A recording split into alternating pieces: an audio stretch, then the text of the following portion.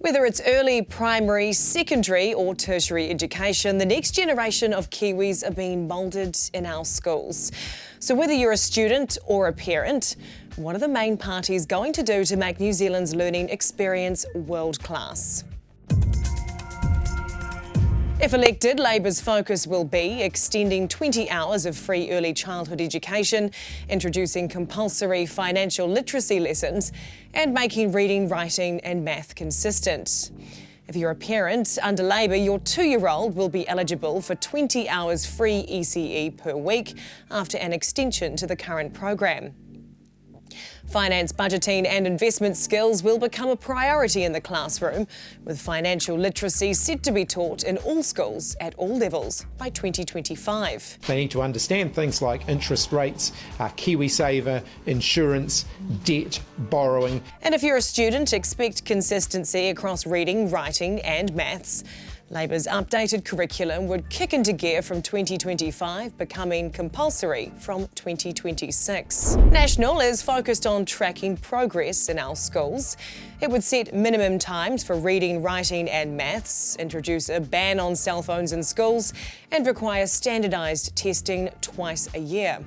Students will do an hour of maths and 2 hours of reading and writing on average each day in primary and intermediate schools. Because reading, when you think about it, is the key to unlocking the rest of the school curriculum and to achieving success in so many other subjects. If you're planning to whip your phone out in the classroom, think again, because National is set to ban them in all primary, intermediate and secondary schools. And student progress will be captured twice a year with standardised testing from Year 3 up to Year 8. For the Greens, it's about student and teacher wellbeing. The party would introduce an income guarantee for all students, create school hubs with health and social services, and improve staff to student ratios. Students will be in line to receive $385 per week.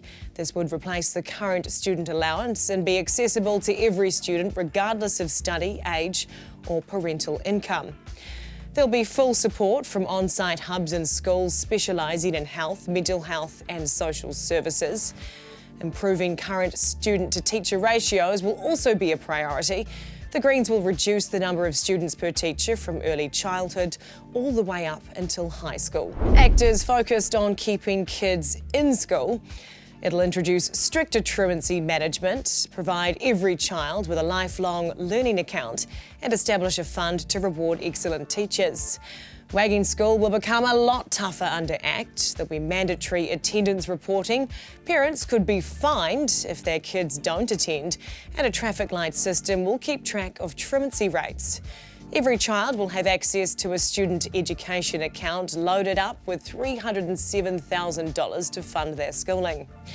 High-performing teachers will also have access to a $250 million fund, which rewards excellence in the classroom. New Zealand First will look to shake up the sector.